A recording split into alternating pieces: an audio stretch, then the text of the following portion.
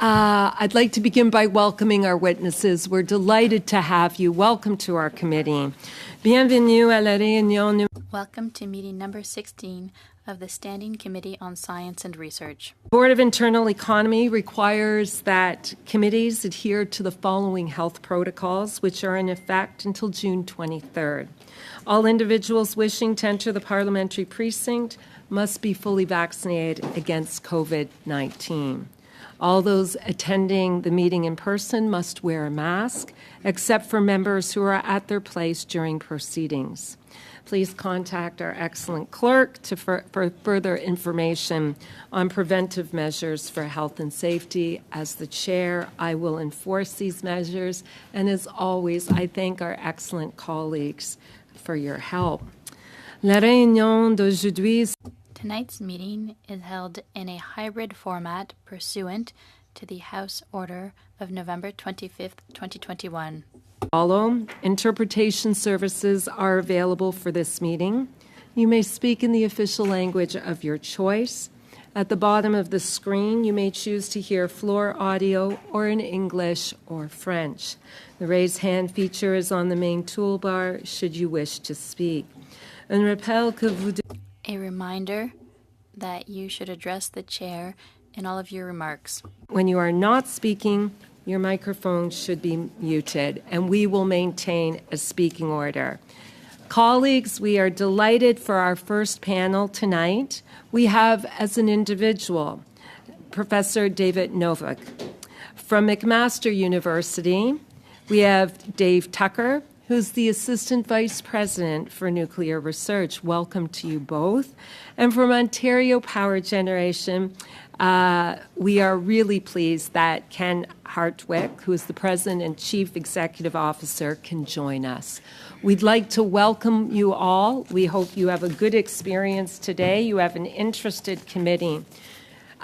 Each of you will have 5 minutes to speak. At the 4.5-minute mark, I will hold up a yellow card. It lets you know you have 30 seconds to wrap up. So with that, we will begin with Professor Novick. The floor is yours for 5 minutes. Good afternoon, distinguished chair. I want to thank the committee for inviting me here today to speak. It is my honor to do so. I want to take the opportunity to also thank the clerk and the staff for their support in getting me here. As background, I'm a professor in nuclear engineering, and I lead a multi-university and multi-million-dollar small modular reactor training program. As part of my tenure at McMaster, I've taken students to the very top performing nuclear reactors in the world, and I've taken them to Chernobyl and Fukushima sites as well. It's important. It's all in an effort to improve their understanding of the technical and social implications of their work and their research. I have presented on the topic of climate change at many international events and for all levels of audience. Until recently, many of these talks focused on the almost insurmountable challenges that climate represents to our society. Some economic forecasts predict that the quality of life of our kids today will be less than that which we enjoy because of climate deterioration. I would like to provide a quote from James Lovelock, the famed inventor of Gaia theory, which describes the relationship of humans with the planet. He's also a member of the Most Excellent Order of the British Empire, and he is also 102 years old. He said recently, "I would say the biosphere and I are both in the last 1% of our lives." One of the most preeminent inventors and scientists of our time does not like our chances. And for many years, I agreed. In recent years, though, I've changed my outlook. I've rediscovered that my job as a professor is to be inspiring, to elevate students to learn, and to help them succeed in meeting these kinds of challenges. The objective has been to convince them not to give up, that we have hope, that there is a solution, to stop the paralysis that can occur when a problem seems too difficult to solve. And today, I truly believe there is a solution. It is a solution that has been proven to cut CO2 while improving GDP. An excellent example is a nuclear energy-based solution in France during the 1970s showed that a country can reduce their greenhouse gas emissions by over 50% and simultaneously increase their GDP by 50%. Such a solution, combined with hydro and new technologies like wind and solar and electric vehicles, is a portfolio that can absolutely meet the challenges posed by the climate today. And in Canada, we can be leaders because it is a technology well suited to our geography and our expertise. Small modular reactors can aid in electricity generation, but they can also be an enabling technologies to allow remote communities the opportunity for agriculture, desalination, education, and quality of life improvements that do not exist today. Counter to this are public concerns related to waste, safety, and the economics of small modular reactors. These ongoing concerns highlight the need for a robust and national dialogue on nuclear energy. Such a campaign should not only provide the public with a fact-based analysis, but should also assess the impact of not acting on this climate-friendly energy solution. This campaign could also address the fundamental needs for human talent by expanding the opportunities for training and development of young people.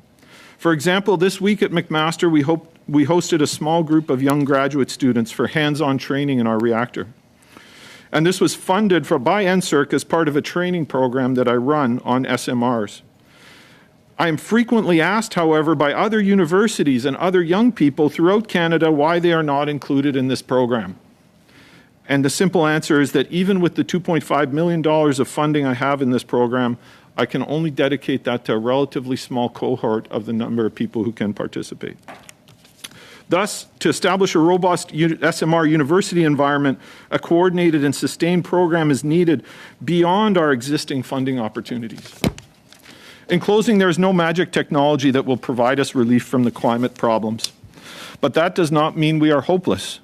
There are solutions to climate issues, and elements have already been proven at the scale that we need. By expanding the investments necessary in the technologies and in the universities to help deliver the human capacity for these projects, I think we can have hope. Thank you very, very much for the time. Thank you so much, Professor Novick. We really appreciate your being here. We will now go to Dave Tucker, who is the Assistant Vice President from McMaster University. Welcome. Thank you, Chair. Good evening, and thank you all so much for the invitation. It's an honor to appear here.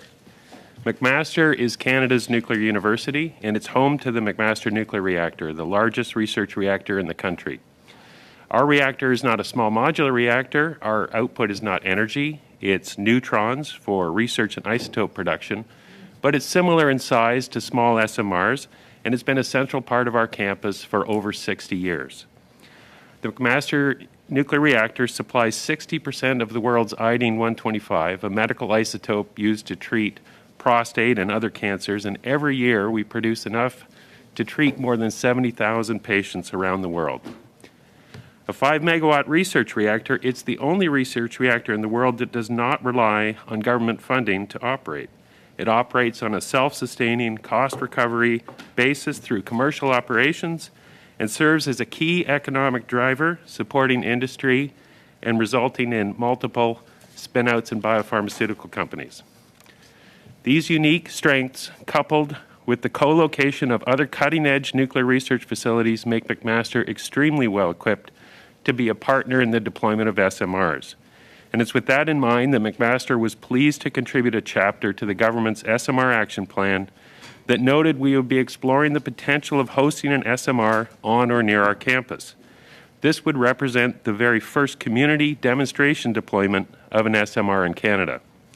Just a few weeks ago, McMaster announced that we would be taking the next steps to scope this potential development in partnership with Global First Power and Ultrasafe Nuclear Corporation. This would involve a micro-modular reactor, a very small SMR, as the heart of an integrated community energy harvesting system. As this committee well knows, significant hurdles lie ahead of us as Canada seeks to realize the promise of secure, clean, reliable, and flexibly deployed power through SMRs. Pressing issues include research and development needs, as well as workforce capacity building. On the R&D front, McMaster has unique facilities capable of testing materials under irradiation and at high temperatures, as well as providing support in the manufacturing of items with novel materials. We're working with SMR vendors such as Westinghouse on getting our facilities and experts to work on development areas including material testing, fuel development, safety analysis, and waste disposal relevant to SMR deployment. And in fact, we're currently seeking federal support for increased availability of neutrons for neutron beam research and irradiations that will further enhance our ability to support SMR development. As an academic institution whose primary mission includes the education of the next generation of scientific talent and professionals, we of course host nuclear training programs and have developed curricula to ensure that Canada has the necessary expertise.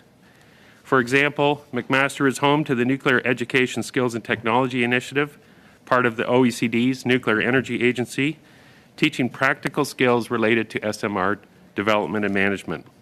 We also deliver the Small Modular Reactor Training Program, the SMART Create program. This sort of training and skills development will become even more critical as Canada not only successfully develops and deploys SMRs, but operates and maintains them long term. We need to do more, and we need to move more quickly across Canada to enable SMRs to play their vital role in achieving net zero 2050. To that end, I want to take a moment to mention we've been pleased to see the focus that governments at all levels have been putting on SMR development to date. These actions demonstrate clear commitment by governments on developing SMRs, and they are to be commended. But as we look to deliver on the promise of this technology, McMaster proposes that next steps should involve efforts to leverage existing nuclear assets like the McMaster nuclear reactor more effectively. A comprehensive research and development plan that bridges government facilities along with private and institutional laboratories, utilities, vendors, suppliers, and academia should be put in place to facilitate the coordinated efforts needed to achieve these objectives.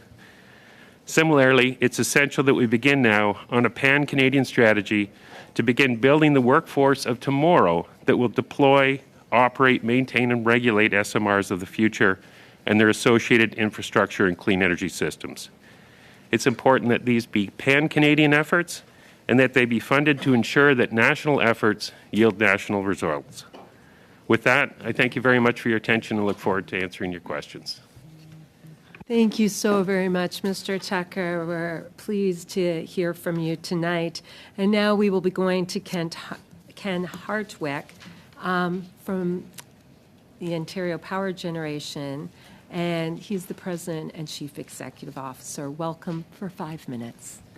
Thank you, Madam Chair, and good evening. Thank you for the invitation to participate in this, I think, important conversation around small modular reactors.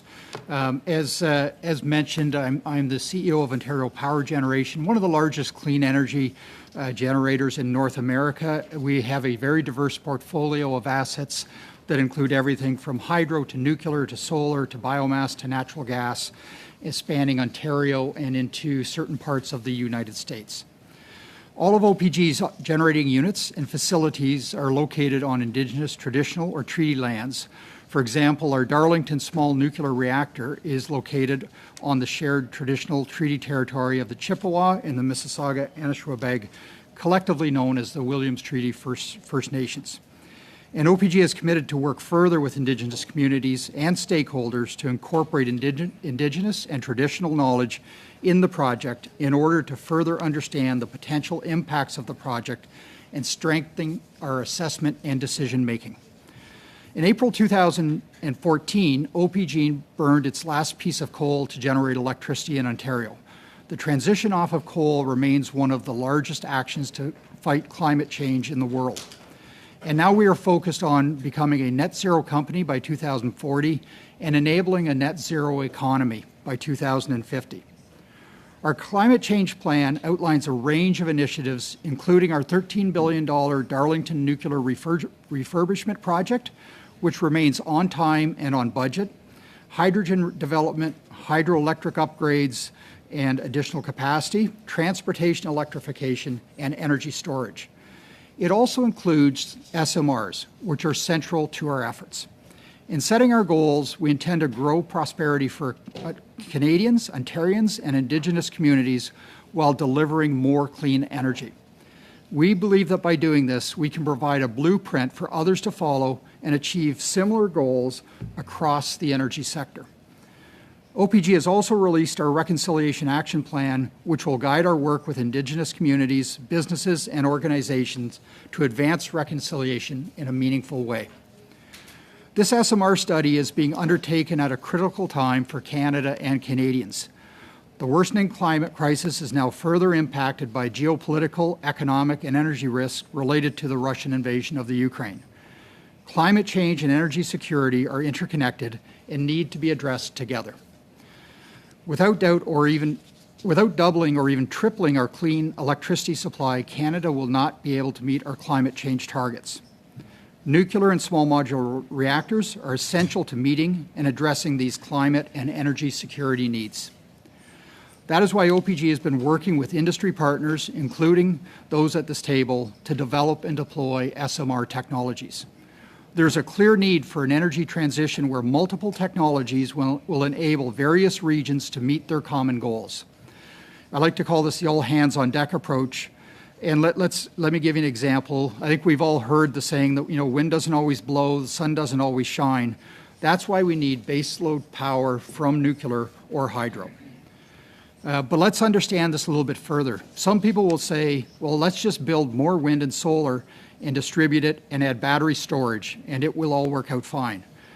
The analysis that we have done in Ontario suggests the need for this baseload generation is required, and that this will allow for a more efficient and cost-effective system for ratepayers, taxpayers, and ultimately the climate.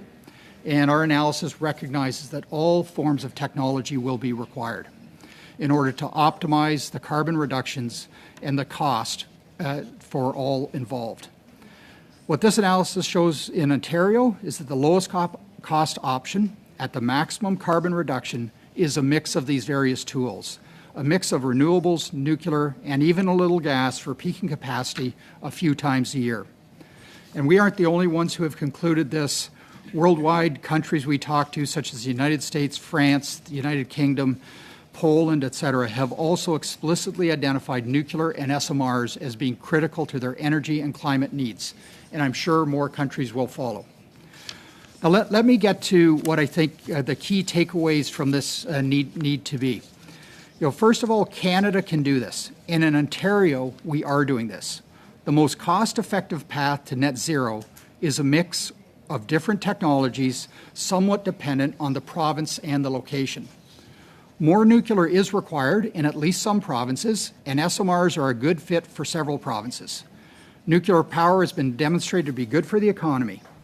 Building this new nuclear will bring tens of thousands of jobs and billions in electricity benefits. Canada can lead the SMR enablement across the world, and we need to start now and move faster than those around us.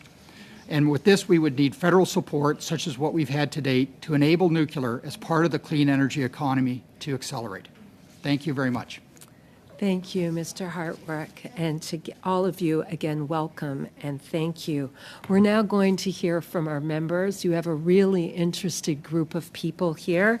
We're going to begin with our 6-minute round. Thanks, Gary. And tonight we begin with Mr. Tucker. Thank you kindly, and thank you for being here tonight. I'm going to start with Mr. Hartwick. It sounds like the company has looked at all the on the business side of things and came to the conclusion that nuclear has to be part of the mix. And I just want to unpack that a little bit. So, what were some of the analysis that you said that the cheapest that was going to lower emissions, and that's nuclear. What would be the second one? So I think the way we looked at the Ontario system, and in order to hit the climate targets, you need to at least double the size of it. And so I don't think there's one technology. So we think nuclear is relevant. We think new hydro is relevant. Solar and wind are relevant, assuming gas has played its role and will be not that big for Ontario. But you really need them all. If you're going to double the size, and I would say probably hydro would be next. Solar would be next, and wind doesn't really work in Ontario that well. So it is a distant fourth. When you say doubling, is it because of some of the new uses or increased use of for EVs and other sources? It's, I'd say, three main sectors. So the transportation sector, that's buses, heavy trucks, cars. It is heavy manufacturing, so steel mills, which I think two have announced are going to convert to electric arc furnaces, and then buildings. So this is the decarbonization of our building sector. So those three sectors, if you start to just do the math on trying to hit a climate goals that we've set out as a country, the system will need to be at least double as those sectors transition to electricity as their primary energy source. On the building side, that would be to heat and cool residential and office buildings, is that? Correct, yes. So the doubling of it, and just to unpack a little bit more about how flexible having an SMR that you can plop it down to, into the area of your province or part of the country that you need it. That's a little bit different than hydro, where hydro, if you got to, be gifted to a great part of our country that would have water running and with enough drop that would that would make sense to dam that river, and there's limited spots like that are left. I've been told. So, can you tell us a little bit more on how would SMRs fit in being as flexible as they are? So I think there are two parts to the SMR technology. So one is, I call it grid scale. So this is what we are setting out to build at our Darlington site. So they're about 300 megawatts in size. So that, roughly speaking, would electrify 300,000 houses, give or take a few. And we will put ultimately 4 of them at our Darlington site. So it's a nuclear site. The community is very used to nuclear out in Clarington, Durham. The second application, which was referenced a little earlier, were really the micro reactors. And these are the smaller ones that you might put at a mine site, remote community, places where you need less loads. They might be 5 or 10 megawatts relative to 300, and go from there. So the two different applications will move into two different spots. And on the support for the federal government, outside of direct money, what would be an ask of the federal government that would help get more SMRs out the door? So I think there are 3 items. So the first is continued support of our regulatory environment. So that's our Canadian Nuclear Safety Commission is our regulator, which the government gave funding to in the last budget. So continued support is important. The second is the environmental assessment impact process will need to be continually examined and streamlined in order to go through that process in the communities in a timely but fair basis. And then on the financial side, I think the support has been set out in the budget largely that with the Canadian Infrastructure Bank and other mechanisms to support the nuclear industry. And that's a good starting point that as more provinces join this, I think will need to be expanded. If you would wanted to increase nuclear footprint in Ontario, say what $100 billion expansion into nuclear, how much incentive would you need, if any, from the federal government to justify that? It sounds like an interesting ask, but Madam Chair. But no, it's to me it is less about the direct support and more about the process around it, like the environmental assessment process, the working with Indigenous communities, support to accommodate these to build it. Like I say, at OPG for the site we're going to build, we will fund that ourselves with really the support being around the other elements of it versus needing direct government support. Now that can vary by province, like the other nuclear provinces being Saskatchewan, New Brunswick, and Alberta looking at it. So I think it will vary the funding requirements depending on how mature their nuclear program is. Ours is very mature. So if we have a design that, if we're going to go with, say in Saskatchewan's example, with the same design that was approved at Darlington, so most of the time that it would take is more on the site selection and the consulting on the site selection versus the once one is set, the regulatory framework around the design and the build should be less. Is that your hope Correct. as well? So we will go first. We will have our first unit operational late 28, early 29 is what our target is. Saskatchewan is probably 2 or 3 years behind that. So they want to follow us, pick up our learnings, which I think is great. And they need to do work on site selection, the environmental process to get a qualified site to locate Mr. the Tucker? reactor on. So I'd say from start to finish, 12 years. Mr. Hartwig, I'm sorry to interrupt. Would you like? Another round. Okay, Yes. I'll get some perfect. questions for you. We try to, thank you for being so generous. Thank you both. We will now go to Mr. McKinnon for 6 minutes, please. Thank you, Madam Chair. So I'm going to direct my questions to Mr. Tucker, I believe. And I want to kind of delve into the underlying science here. Most of the reactors that I'm hearing about seem to be basically steam-driven processes. We're using novel materials, high pressures, and so forth, based on novel materials, and so on and so forth.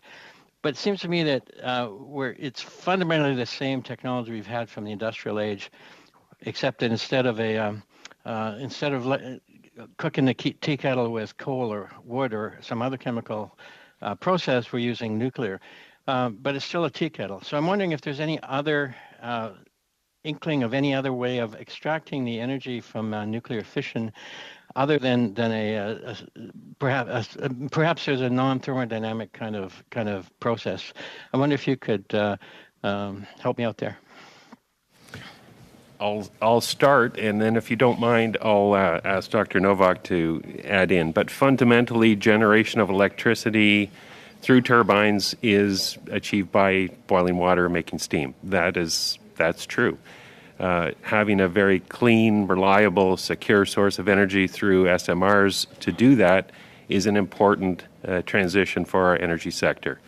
There are evolving uses and deployments of SMRs to capture that energy that's produced much more efficiently and effectively. One example of it is the ICE Harvest system, the Integrated Community Energy Harvesting System, developed at McMaster with partnership with other universities, where our researchers are working now on modeling the evolving SMR designs to much more efficiently capture the waste heat and utilize that in building heating and cooling. So the future of SMR deployment is not only the energy generation of the future, it's also the energy utilization and harvesting of the future.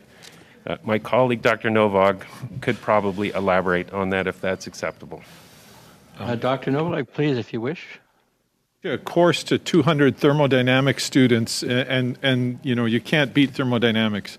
But I would say that some of the reactors, like the one Global First Power is proposing, to develop in Canada, it actually uses a gas cooling system and an energy storage system that is really unique. We haven't had anything like that before, where we can harvest the energy from the reactor, store it for times when there's peak, and then harvest the energy out. So it may not be beating thermodynamics. What it is making sure that we're getting the energy on the timelines we need it. So those are kind of the exciting things that are happening in SMRs. That's what gets my students, moving. They enjoy seeing new applications and sort of changing the paradigm from just producing electricity to producing heat, storing heat, moving heat around, and then taking it out when you need it. Yeah.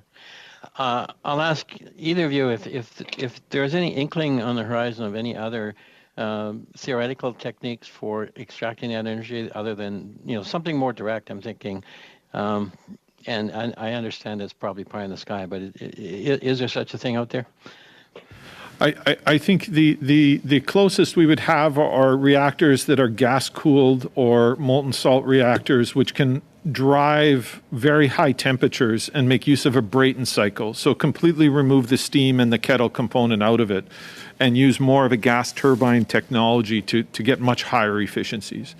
And there have been prototype reactors like that in the past. So I think some of those technologies to really move the bar in terms of efficiency are there. They're more advanced than the reactors we built before. Yeah. Do we need to be putting focus and energy and money, frankly, into those more than we are now? You should never ask a professor that question. No, I think I tried to allude to it in my notes.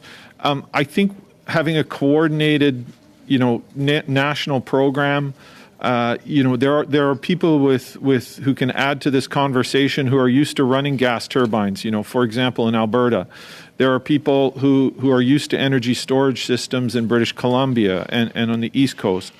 And so I think, what I would advocate for is a national program that links the universities together, that can really distribute the knowledge and effectively and move the research forward in an organized fashion. Okay, thank you. I have 50 seconds left, so I'm going to throw this back to you, Doctor. I'm very interested in micro SMRs and the expanded opportunities, what they can be used for. Is there some theoretical minimum size that we can foresee for reactors, so that we can expand that even further? Please go ahead. We have 30 seconds. Yeah, I will do it in 30 seconds. I think, when we look at a community's energy needs, not just for electricity, but also for heating and for the things you can do for that heat, the 5 megawatt reactor size is really appropriate for a very wide range of communities because they can make use of the heat for many processes. They can use the electricity when they need to, and they can store it when it's not being needed. So this is kind of the typical smallest range is the 2 to 5 megawatt kind of community sized reactor. Thank you. Thank Great. you, Thank you Mr. very much. McKinnon. Thank you to all of you for those answers. Monsieur Blanchet-Jonca, pour 6 minutes. Mr. Blanchet-Jonca, 6 minutes, please. Thank you, Madam Chair. Welcome to the witnesses tonight. My first question is for Dr. Novak. Dr. Novak, I'm aware of your project at McMaster University. To be profitable, SMRs need to be produced in large quantities to spread out the massive investments that are needed for their development and production. So my first question is the following. Based on the estimates that you have, how many of those microreactors will need to be sold to reach profitability? Yeah, this is a very good question. The premise of how many we need to build, I don't run my own business, so I don't know the profitability line. But, when we looked at historically, when we start building 6 or 8 or 10 reactors of the type we have at Darlington and so on, we certainly, improve and we learn as we go. So I would estimate that, once we start reaching 10, 12, 14, we will learn enough that we will be able to do it effectively. We'll be able to move it into communities. And, that's one of the reasons why McMaster or the Darlington site is really well suited for some of these early builds because we already have the site. We already have the infrastructure and the radiation protection people. And so we're really well posed to be a first deployment and solve some of those early issues that come up. Dr. Novak. Thank you, Dr. Novak. Based on your data, how many remote communities and mining projects in Canada could benefit from a modular microreactor? Yeah, actually, this was addressed in the SMR roadmap created and issued, I think, in 2018. The number of sites is quite large, and in the hundreds range. And when you look at the cost, the CO2 cost involved in providing diesel and flying it in, or ice roading it in, or however the diesel has to get there, the footprint of the diesel energy being produced in these communities is really substantial. And I think when we look at, not just solving this climate issue, but also using it for water purification and for local agriculture, we can really do a lot of good. Merci beaucoup. Thank you very much. Could you tell us, how do we break down the price per unit for microreactors? How does it compare to natural renewable energy?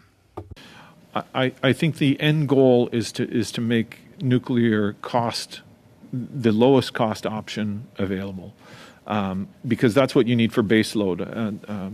Mr. Hartwick was mentioning that really what nuclear is needed is for base load, because it provides a base of electricity at the lowest cost available while the other forms of electricity aren't in service. And so when we look at the cost structure, certainly that's what the end goal has to be. Any plan we have to develop SMRs should have a clear target on the price of electricity that can set it up to be base load generation. Merci beaucoup, Dr. Novak. Thank you very much, Dr. Novog. I understand that we don't have a set price for this, price per unit of energy. I'm trying to see, because we're studying this technology, industry is calling for financial support, tens of millions of dollars, but we don't really have evidence indicating that it will be profitable. We don't necessarily have the price per unit of energy. So I'm trying to determine, how can taxpayers and the government support a technology without specific evidence?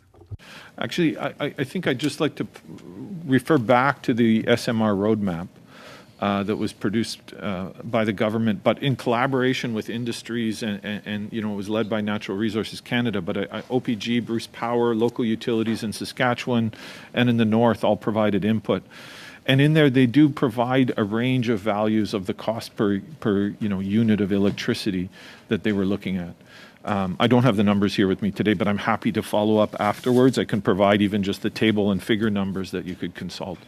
Merci, Dr. Novak. Great. Thank you. I appreciate that, Dr. Novog. I also noticed that McMaster University has a SMR action plan to reflect the government. It's available on the website.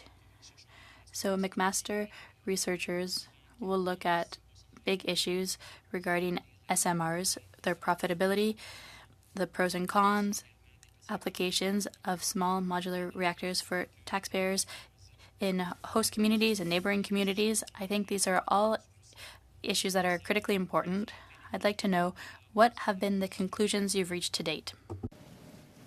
Actually, I think I'll turn it over to Dave Tucker, who's been running that feasibility study and the incipients of it, to answer that.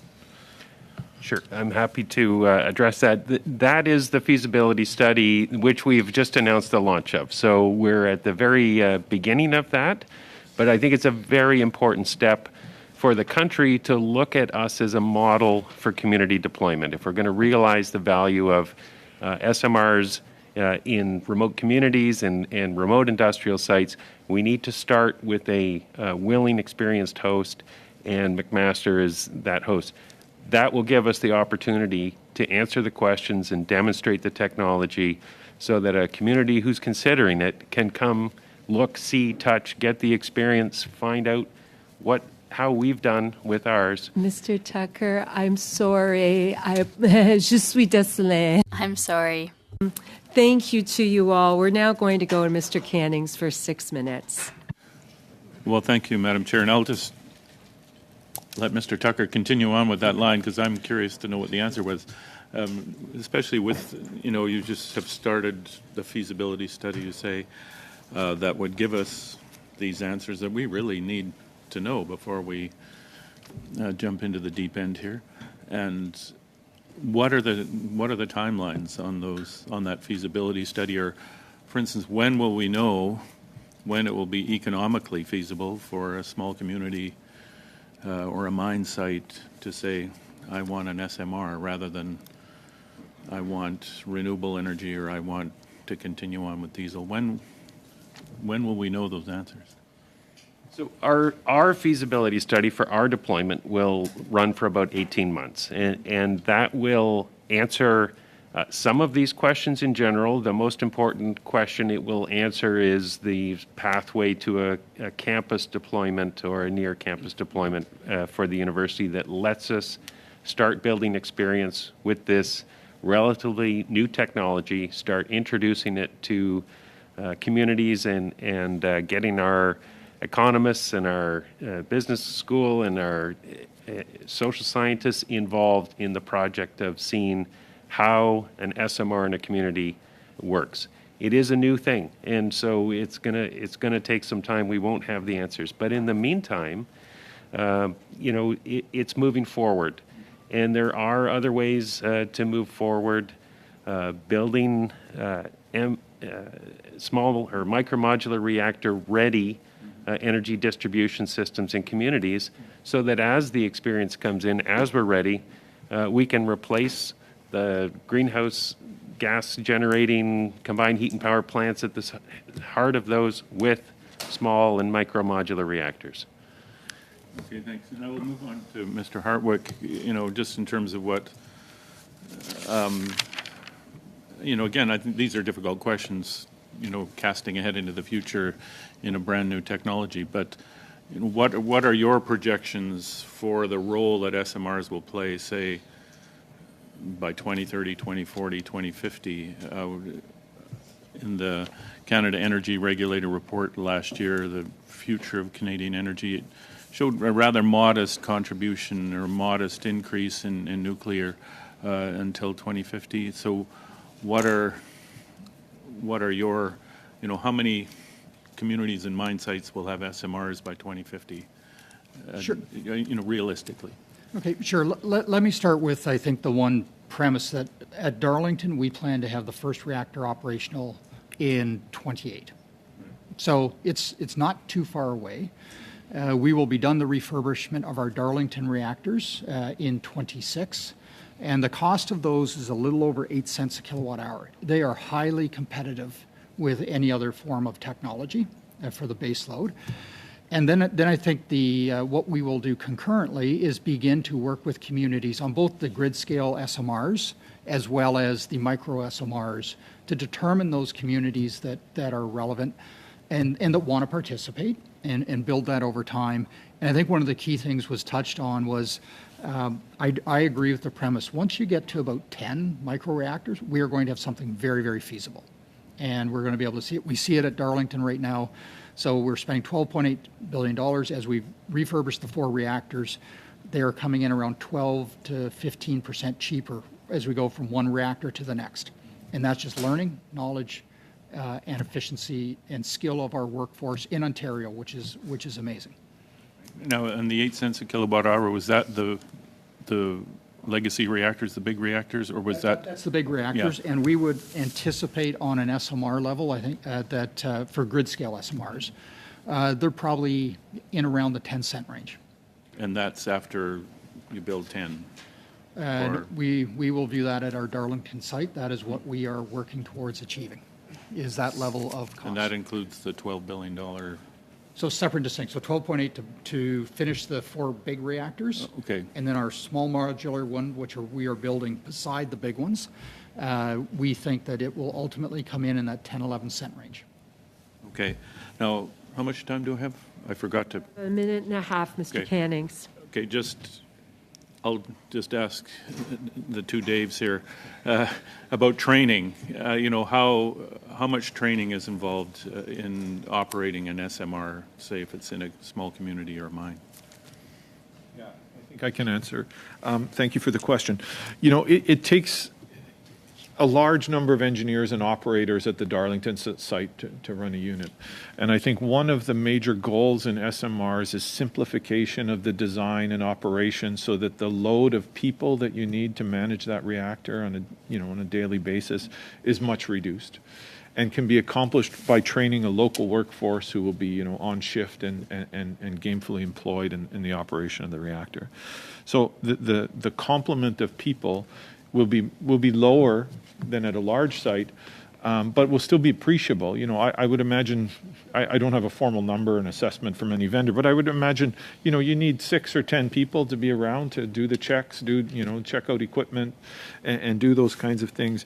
And so, that's the type of direct employment. But when we look at studies at McMaster, for example, what we would really like to use is the waste heat.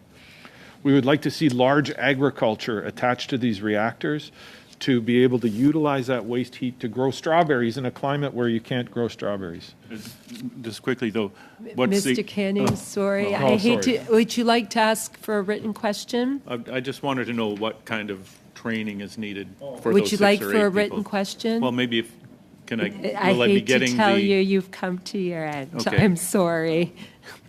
I can get my 2.5 at the end, but. And thank you, Mr. Cannings. And thank you to you all. It's a good discussion. We're now going to go the 5-minute round. We're pleased to welcome Mr. Van Popta tonight, and I understand you're going to be splitting your time with Mr. Tucker. The floor is yours. Yes, could I have just one quick question? I'm from British Columbia, where, as you will all know, we generate a lot of electricity using hydro. And I'm just wondering, what the economics are, and I think this is for Ken Hartwick. The economics are, to compare small nuclear reactors to, large hydro dams that require hundreds of kilometers of transmission lines, let's say from the Peace Country to Vancouver. Like, is there, just wide open question, just compare the two. So the way we compare it is that, for the next new development in Ontario, and I think this was one of the earlier members' questions, where it'll be further north, and therefore you have to build transmission to bring it south where most of the load is required. You're probably looking at 15 cents a kilowatt hour to bring it, because the near Niagara Falls is already developed. So it's and so that's why we say nuclear is very competitive with base load. But I also think we need all of it. Like there is no one technology solves this problem. It is every technology if Canada is going to achieve its goals. Thank you. Thank you, and thank you, Madam Chair. Going back to Mr. Tucker, I'd like to talk about McMaster and how we become a national and on the international stage the leader in nuclear. So what are your plans and currently? So we think that an extremely important role to enable the country to move forward with the adoption of SMR technologies is to run our community demonstration deployment, as we have announced the plans to do. If we are successful in our timeline, that will be one of the first demonstration deployments in the world that will happen at McMaster University. The planned reactors currently underway are appropriately at Darlington and at Chalk River in Canada. We want to be the first to show how that can translate to a community deployment, benefit a community, and create the training associated with that. So the second thing we can do to be leaders is utilize that experience in training the next generation of professionals and scientists that will operate, maintain, support those reactors and their deployment in the unique ways as Dr. Novak elaborated on. Are there any trade schools in the neighborhood that are partnering with the SMR program? There are not currently, but absolutely our hope is that this will become the heart of a training program for nuclear engineers, but also for tradespeople and technologists that will feed this industry. Do you have any association with trade unions representing members that work currently in nuclear that are either a support panel or a union or a labor input mechanism to the work you guys are doing? A direct relationship, no, but for example, the benefit to be part of a workshop sponsored by the Canadian Nuclear Association, chaired by one of Ken's leaders, the VP of New Nuclear, on workforce development that was very pan-Canadian and included all sectors of the workforce that are needed to do this. So the conversation has started, and we will absolutely welcome them into this project as we see how we can use it as a pivot for training. Just going to pivot a little bit, just because of something Ken said earlier. I'd like just a clarification. So it is all of the above. I get that approach, and we can't, in your words, succeed if we don't have. Is it just it can't be just nuclear, but we can't succeed unless nuclear's at the table. Is that fair? Like we could do without solar if we had more wind in that kind of equation, but there's nothing out there that is base load capacity like nuclear. Correct, and it's very regionally dependent. Some provinces are blessed with more power. Quebec, BC, Ontario has sort of a fair amount, but to double the size of the system, every technology needs to play a bigger role, including nuclear. And I think we need to think of it that way versus any one thing being the answer. Just on the business side of things, there's questions posed tonight, like, would this be profitable, would it not be? And I wouldn't want the federal government getting into the building and regulating, or the building and operating of nuclear facilities across Canada, but I would like organizations or companies like yourselves and other either private or crown corporations that are currently in the business. So it's really a business decision up to you, not what we feel Mr. Tucker, should happen. Mr. Tucker, Yes. sorry to interrupt. Do you want a written answer? If you agree with that statement, put in your words and write us your We, response. okay. Perhaps a written statement, Mr. Hartwig? If you do. Thank you. Thank you. And thank you, Mr. Tucker. I will now go to Monsieur Lauzon for Mr. Lauzon for 5 minutes. Je vais poser mes questions. I'll ask my questions in French. Thank you to the witnesses for joining us tonight. I'll begin with Dr. Novog. You've seen the evolution of nuclear reactors over 10 years. You've been there since the beginning. It's always changing. The next one will change again. But in your opinion, about when can we reach the maximum we can get? I know you don't have a crystal ball, you can't see the future, but you've seen the evolution over 10 years. Do you remember the first one compared to today? When can we get to a system that's productive, that we can assess, and that's green? So I thank you for the question. It's an excellent question. I think right now, 100% of my students usually end up at OPG or at Bruce Power on projects related to either refurbishment or the new nuclear builds that OPG is pursuing. And a great deal of effort is being focused there on this first success. You know, it's important to have a first success. It gives confidence of the public and also of the private sector to invest and for continue investing. So I think 2028 for the first SMR is a great target date. And what I would hope is the second, the third, and the fourth. I would like to see the 10 to 15 SMRs that it takes to really reach a point of cohesiveness by 2033, 2035. Because then it should be a fully commercial operation. There shouldn't be a huge role of government, except in regulation, where the reactors are being, either accepted by community or not. I mean, they have their own decisions to make with regards to energy and other issues. So that's the time frame I look at. Like just to have a number, to have a target date. I would like to see 2033, 2035. I know Saskatchewan's looking at 3 or 4 reactors. New Brunswick, Ontario, OPG's looking at 4. So by the time we finish just the builds that are being discussed, within that time frame, I think we would be in a very good position. We'd be in a good position, just not even nationally, but internationally, to play a leading role as other countries start pushing in that direction. Okay. And you tell us that you don't own the company in this file, but are you in line with different corporation or different company that they are ready to work on nuclear system? So we have some research projects that are sponsored by some of these vendors who are proposing the reactors. Not just myself, but other researchers at MAC. My SMR training program is funded solely from the federal government through NSERC. And so from that respect, the training is kind of technology agnostic. We don't try to say which technology is better. We're really trying to talk about both, the nuts and bolts of the reactor, but also about new things that Ken mentioned, things like Indigenous engagement, social awareness, even some stuff on finance, which engineers typically don't like to talk about, but they still need training on. So we're starting to create I don't know, I want to say more well-rounded engineers in that training program, but people who have maybe more wider vision than engineers when they graduate might typically have. Yeah, okay, thanks. Mr. Tucker, vous avez... You have an assessment period of 18 months, and that piqued my curiosity.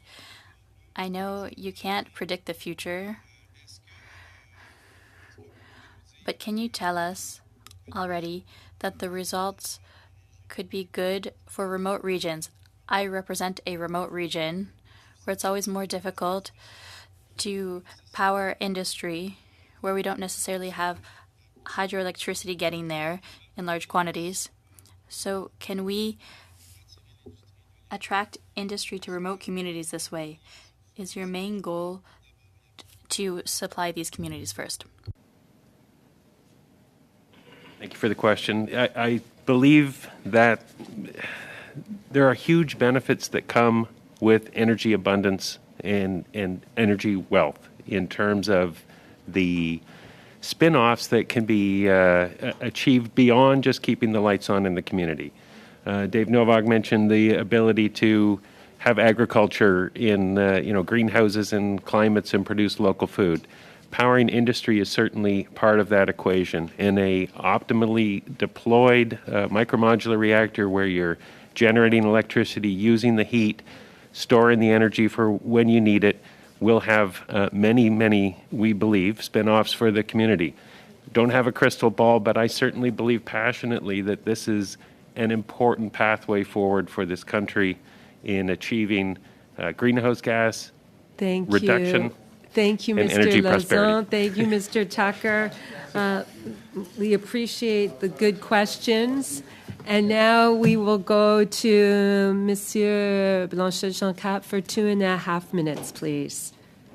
Madame la Présidente. Thank you, Madam Chair. My questions will be for Mr. Hartwick. Mr. Hartwick, you mentioned in your opening statement that the use of this new technology that's being developed, small modular reactors, is necessary to reach carbon goals for the government.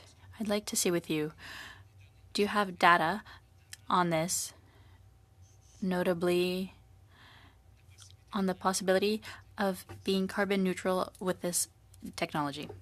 So the work we've done for Ontario, which I'm glad to share with the committee if appropriate, looked at if you electrify all the things I talked about, the three big sectors, what would the load be for Ontario? And then you just simply back into how much new hydro can be built, how much solar can be effectively put in place, and then how much nuclear you need. So we've done this work. We very openly share it. And we don't believe Ontario can get there without a significant build of nuclear to complement the other technologies we have. Mr. Hartwick, currently there's Darlington that could be connected to the electric grid in Canada for the small modular reactor. Do you have data on that contribution to reducing greenhouse gases? Do you have estimates you can share with us? Yes, so we have a report that we can provide on the big Darlington refurbishment and the carbon impact of bringing basically 3,600 megawatts of nuclear back onto the grid. And then secondly, we do have a carbon and jobs related data related to what we are going to build on the small modular reactor site, all of which I'm glad to share with the committee, again, if that's appropriate. Great. Mr. Hartwick, in July 2020, there was notes from the Canadian Nuclear Safety Commission noting that the goal of the microreactor project at the Chalk River Laboratory was lacking clarity. I'd like to know, what are the specific goals of the microreactor in Chalk River? The Chalk River one, which we do through GFP, is really to demonstrate and prove the technology that would be applicable to some of the remote communities and a mining site. So it is to build that specific non-grid scale technology and to demonstrate that we can do it effectively. And I think then give certainty to, I think your earlier questions was around when do you get cost effective on these? And I agree with the commentary. It's in the 10, I 15 hate reactors. to do this. I'm sorry, gentlemen. I'm sorry to both of you. But to be fair to Mr. Cannings, we'll give Mr. Cannings the last 2.5 minutes. Okay, thank you. Well, quickly, Dr. Novak, if you could just answer that last question I was trying to get out. What is the training needed, say, in a community of those 6 to 8 to 10 people that will be maintaining a facility? Yeah, I know the training requirements for an operator in existing power plants, and it's about 4 years beyond their usual education. For SMRs, because of the simplification, I think we hope to do better, to be able to provide the training and the experience necessary in a shorter time frame. Okay, I'd like to move to Mr. Hartwick just to finish up. And you mentioned the importance of First Nations consultation and involvement, and how this, I think you implied that it could be something that would make things take longer if not done right. We have a situation where the Ontario chiefs have come out against SMRs. We have a case in Chalk River where the First Nation there is, showing some deep concern about nuclear on their territories. So I'm just wondering, what have you been doing with the Ontario chiefs in particular to allay their suspicion? And I'm not talking about individual communities. I'm talking about, the First Nations chiefs as a group. Right. So I think on it, in your wording, I think was really good around if it's not done right. I think what we are doing at Darlington for the new site is being done right. Our First Nation Williams Treaty Group and then the broader group is being part of the conversation from the beginning. And that's a step I think a lot of companies miss. Maybe we've missed in our history as well, so not that we've done everything right. But I do think I see a growing consensus that if climate and carbon is the problem, that we are going to have to do a better job at certain technologies ensuring they're part of it, and nuclear. And I think that support is building in some of these sectors, and we'll see more of it as we move forward, if we do it right. Well, thank you. I've probably run out of time, so thank you. Thank you, Mr. Canning. Thank you to you all. We appreciate your time, your experience, and your expertise, and you've all been very gracious and forthcoming. So we say thank you, and dear colleagues, with that, we will suspend briefly before we begin our next panel. Thank you again. Suspend.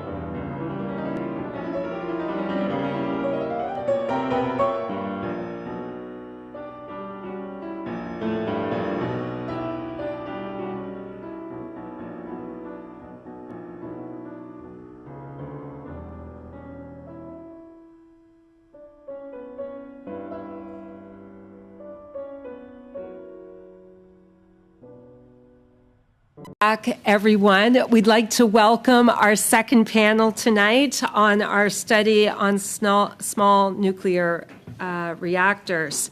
Appearing as an individual, we have Dr. Ramana, Professor, School of Public Policy and Global Affairs from the University of British Columbia, from India. And we'd like to recognize that Dr. Ramana, this is very early in the morning. He is appearing from India today. And from Creative Fire, we have Desiree Landry Parker, Director, Nuclear Sector. Welcome. And from Ralliement contre la pollution radioactive, we have Dr. Ginette Charbonneau, physicist and spokesperson. I would like to welcome you all. You have a very interested committee. Colleagues, you will each have 5 minutes to present.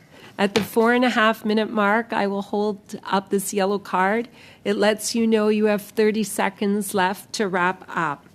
And with that, I say welcome again, and we're looking forward to hearing from you. So we will begin with Dr. Ramana for 5 minutes. Welcome. Thank you for providing me with this opportunity to speak with you. My name is M.B. Ramana, and I teach at the School of Public Policy and Global Affairs, University of British Columbia. I carry out research on various technical and policy challenges associated with nuclear energy and small modular nuclear reactors. I will focus my remarks on 3 topics: potential markets for SMRs, the potential for manufacturing and job creation from SMRs, and the impact of investing in SMRs on climate change mitigation. At the very outset, I would like to emphasize that SMRs cannot solve all the problems confronting nuclear energy, especially the inability of nuclear power to compete economically with alternative sources of energy, electricity. SMRs will be less competitive because they will be more expensive per unit of generation due to the loss of economies of scale. Second, because of this adverse economics, there is little demand for SMRs. SMRs developed in Russia, the KLT-40S design, China, the HTR-PM design, and South Korea, the SMART design, which was licensed for construction about a decade ago, have attracted no customers. In the United States, many utilities have exited the proposed NuScale project due to its high cost. Although many developing countries claim to be interested in SMRs, none have invested in the construction of one. Good examples are Jordan, Ghana, and Indonesia, all of which have been touted as promising markets for SMRs for years, but none of which are buying one. Niche markets, for example, remote mines and communities, are very limited. My research showed that even in a best case scenario, remote mines and communities in Canada cannot provide the minimum demand necessary to justify investment in the factories needed to build these reactors. A frequently heard argument for SMRs is that it will lead to jobs. This is misleading. The real question is whether such investment create more jobs than would be created by investing the same amount of money in other low carbon energy technologies. The literature is unambiguous that nuclear reactor construction generates comparatively fewer jobs than renewables like solar and wind energy per dollar invested. Based on one recent study, I estimate that investing $1 billion in solar energy will create roughly 17,000 job years of construction related work in onshore and offshore wind will create around 1,200 and 3,000 job years, and finally less than 1,000 job years in nuclear energy. To the extent that SMRs are different from conventional large reactors, they will actually reduce the number of construction jobs created by adopting processes such as modularization and factory manufacture. Finally, investing in building a product that has few customers can never lead to sustained employment.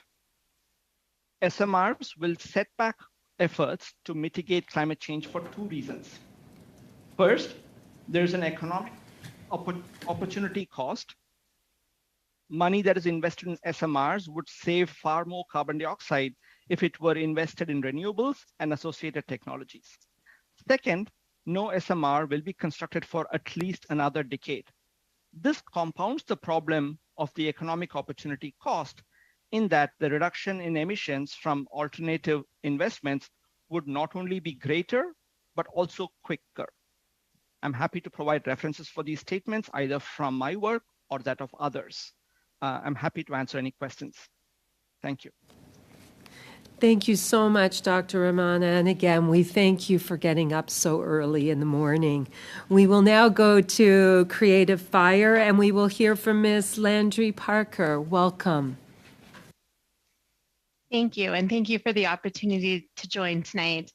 As mentioned, I'm the Director of Nuclear Sector for Creative Fire. I'm also a Métis woman, a PhD candidate in public policy, and an instructor in Indigenous governance at UConn University. My research and my practice is really focused on Indigenous inclusion, economic participation, and engagement in the nuclear industry. Many of the communities in Canada's northern and remote areas are still reliant on diesel.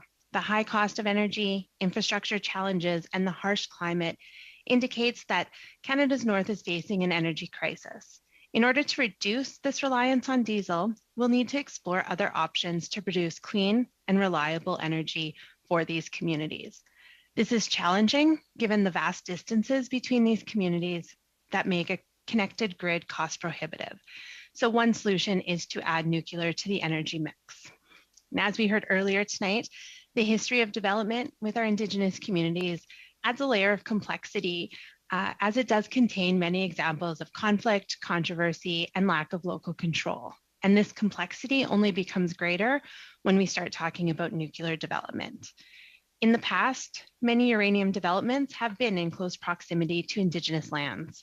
However, Indigenous people had a minimal presence in the energy sector.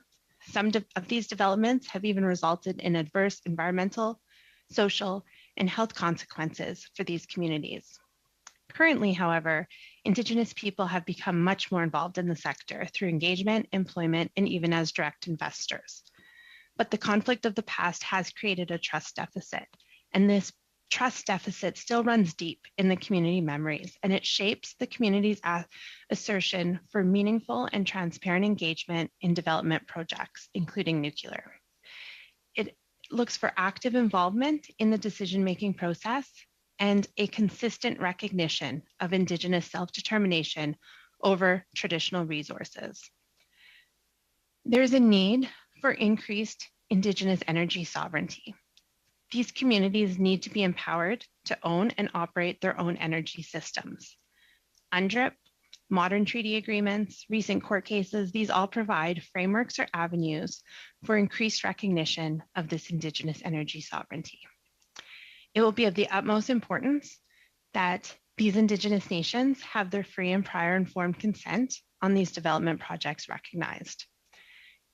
Indigenous participation is integral for driving the decisions about the future of Canada's energy mix. SMR development in Canada will not happen without the support of the Indigenous communities.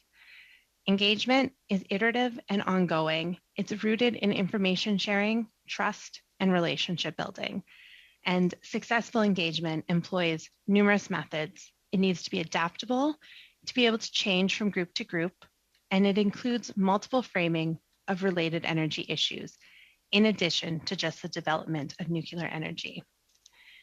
And it will need to be adapted to recognize and to mitigate the trust deficit that exists in our Indigenous nations by including some key elements to increase the opportunity for forming new and positive relationships.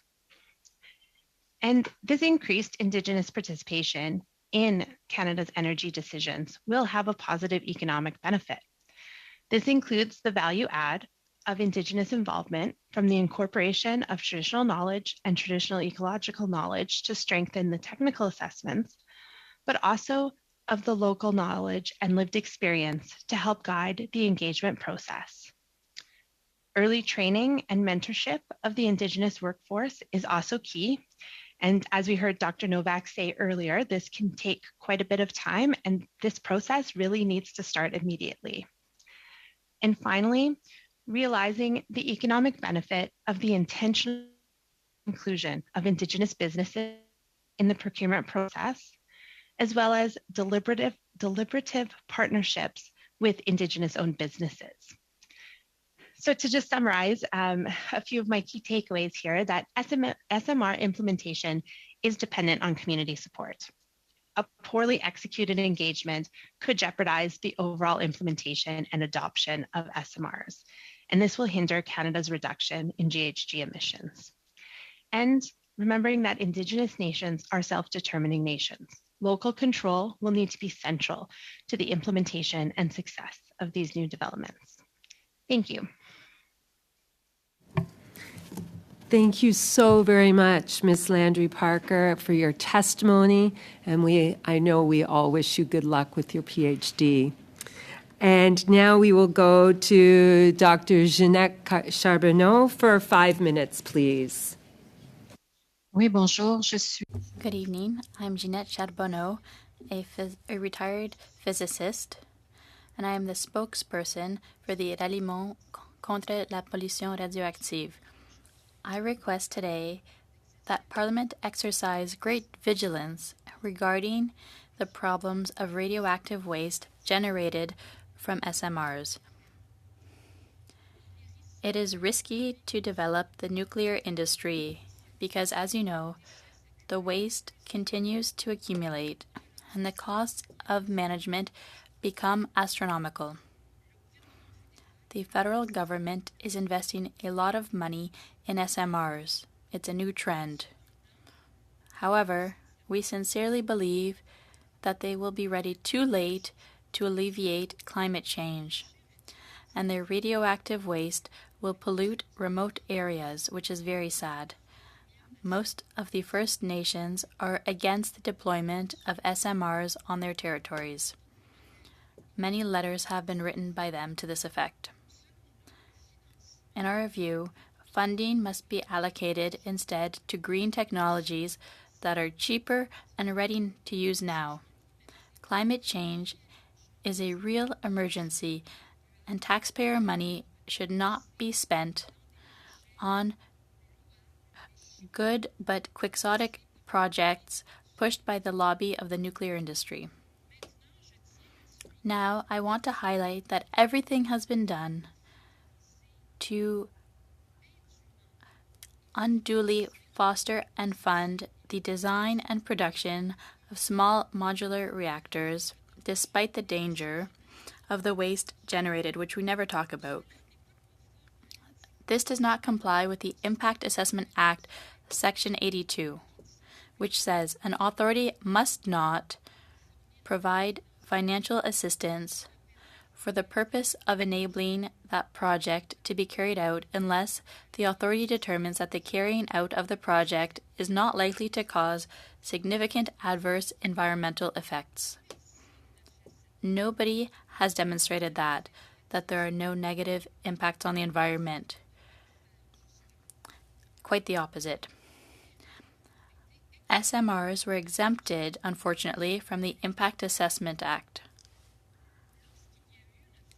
When the SMR roadmap by Natural Resources Canada was prepared, it included a number of recommendations, such as the odious recommendation of exempting SMRs from all federal legislation. Can you imagine? No environmental assessment for SMRs. Come on. So most SMRs will not fall under the new law that only covers the following ones. These are important limits. New reactors having more than 900 thermic megawatts within the licensed boundaries of an existing nuclear facility, they do have to have an environmental assessment. Or SMRs having more than 200 thermic megawatts that are not located within the licensed boundaries in remote regions and small villages they have to have an environmental assessment. So that means that in practice, nearly all SMRs under the Act don't require an environmental assessment. It's scandalous. The problem with these SMRs is that there will be more and more, and their complex waste is very poorly documented. Whenever we read information on SMRs, waste is barely mentioned, as if it doesn't exist. The uncertainties associated with SMRs are so great that it seems incredible that the government has excluded them from the law. Since they do not fall under the Impact Assessment Act, proponents can make unilateral decisions about the acceptability of a project. Furthermore, waste generated by SMRs are totally ignored. Here's a flagrant example. When the Canadian Nuclear Safety Commission examines the security of a new SMR design, there is no consideration of the waste generated, as if it didn't exist, as if we didn't need to worry about it. There's only talk of their operation. Waste will be considered only during a later license process, when it... No, Dr. Charbonneau, je suis... Dr. Charbonneau, I'm sorry. Time is up. Please forgive me, but you have a very interested committee who will want to ask questions. I'd like to thank all of you for your testimony. And now we're going to go to hear from our members. And I'll say is what I really love about this committee is the respect and dignity we show each other. And with that, we are going to begin our 6-minute round. And tonight we begin with Mr. Soroka, please. Thank you, Madam Chair, and to all the witnesses today for coming. It's very appreciative when you have different viewpoints, and it's quite interesting how everyone's got their own opinions and opportunities to bring forward to this group and committee. That's one of the great things I do like about being a member of Parliament is you get to hear from many different sides on this. So it's quite unique. But I would like to start off with Ms. Landry Parker. I think that's quite important research and information that you're doing right now. And I'm really quite interested in this because in 2018, you published a report titled Building a Community Engagement Framework for the Nuclear Energy Industry in Canada's North. We're building through trust, through education and community engagement and involvement could strengthen the support for nuclear energy. I think this is quite important when you had made your presentation about making sure that there's proper consultation. I'd like you to more talk about that, as well as what value you place on proper education to encourage nuclear energy as an alternative source of power. Definitely. I think that's a great question. I will say since I published that report, we have been doing quite a bit of energy literacy and tracking, and we have seen the support for nuclear in Indigenous communities rise throughout the years. So just a little tidbit of my future dissertation, hopefully. But definitely consultation is extremely important. And one of the first pieces of consultation, aside from being out there and building those relationships and kind of addressing some of those trust deficit areas, is that energy literacy, because people have to be able to make informed decisions. So whether that is in support of or not in support of, and in order to make those informed decisions, they have to have all the information. So when we start out at Creative Fire, when we start out with an engagement process in nuclear, we start with energy literacy. It is about getting out there and talking about all the different pieces of the energy mix, what goes into it, what the pros, what the cons are, what the benefits, and then the unique concerns of that community. And that's why it's really important to understand what the barriers are for the individual community. Through this educational process, are you starting to see a different trend where people are starting to go and say, oh, maybe nuclear isn't as bad as what we're believed to be, or what other pitfalls are with renewable energy? So is this kind of the conversations that are coming with this consultation then? Definitely. I think what we have seen, and actually I just had a conversation about this today, where when you start putting all of the different energy components beside each other, because it is really a mix, we need a mix of all of these, it's not just one, but you start to compare them to each other, it starts to make a bit more sense. And, that's where we start to see people making, okay, now that I'm actually comparing apples to apples, I'm getting a better idea of what this looks like. And we are seeing perspectives change quite a bit. And that's really what my research has been tracking. So from the 2018 report, we've seen in 2020, we've seen an increase of 10.9%, in acceptance of SMRs in Saskatchewan and Ontario. Now, also throughout your presentation, you talked about trust, which isn't very hard to believe that our Indigenous communities have a trust factor, because of all the things that have happened with them over the years. It's not surprising. Do you feel that through the proper consultation process, because, they're still years away from they're going to be built, these SMRs, that there is beginning to be a lot more trust being formed because they are in it at the ground level? And if you could explain a bit more on this, I'd very much appreciate that. Definitely. I think that, prior to our group here, Mr. Hartwig from OPG said it the best, having that inclusion from the start is really one of the key pieces to creating that trust. You have to be equal players at the table. So, you have to be involved in those conversations from the very beginning. And that includes defining what those processes look like. Another really key component of building that trust is having, whether, you are a proponent or even a researcher from the university, anyone within the industry, having made some real commitment towards those renewed and positive relationships. A lot of industry we see coming forward with reconciliation action plans, and OPG being one of them, and that really has demonstrated a commitment to these relationships. And that's where this good conversations start. But I will add that it's really important to be able to have some of those tough conversations around what did happen in the past. So when I say meaningful and authentic engagement, I do mean it's kind of uncomfortable sometimes because you have to have those conversations. And I think Mr. Hartwig was a great example of, he said, we haven't done it right in the past, but we're doing it right now. And I completely agree with him. I do believe that is a big issue with you don't want lip service. You actually want proper consultation and making sure that it's done properly.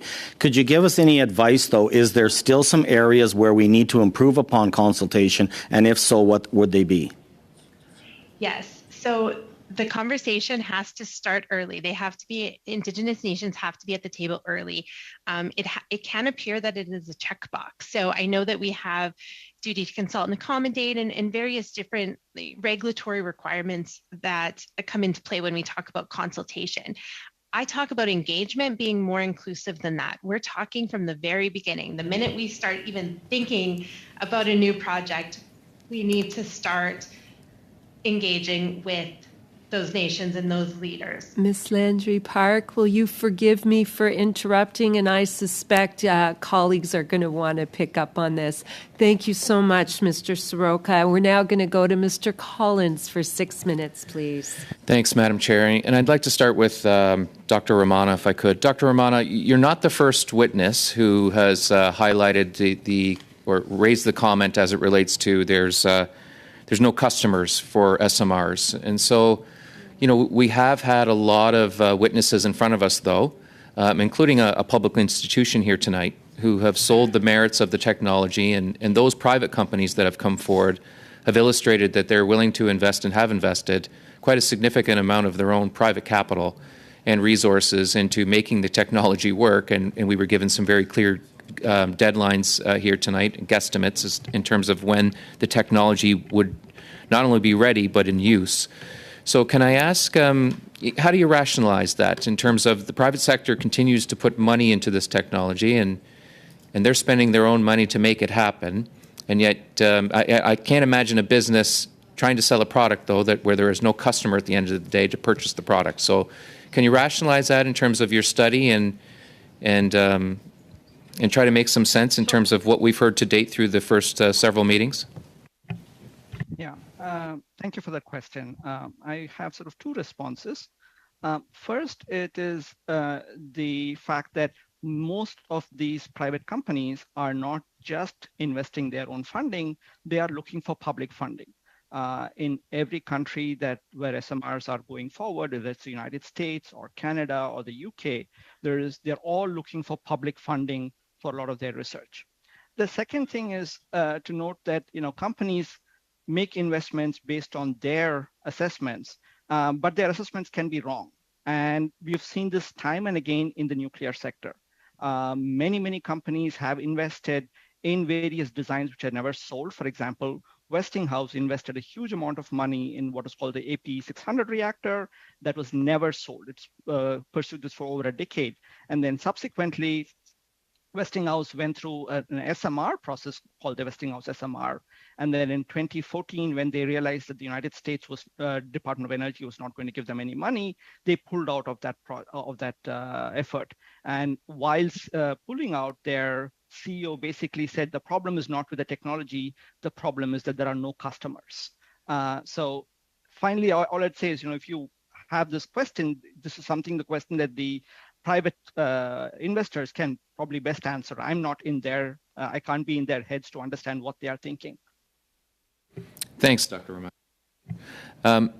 If I could move on then to Ms. Landry Parker, thank you for your previous answers. So you heard Dr. Charbonneau's critique in terms of the waste and that there are no First Nations communities who have endorsed SMRs or nuclear technology to date.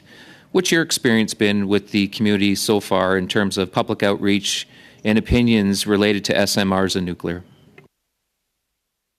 Definitely. And, respectfully, I do think that there have been Indigenous communities that have spoken in support of that, at least some of the ones I've been in.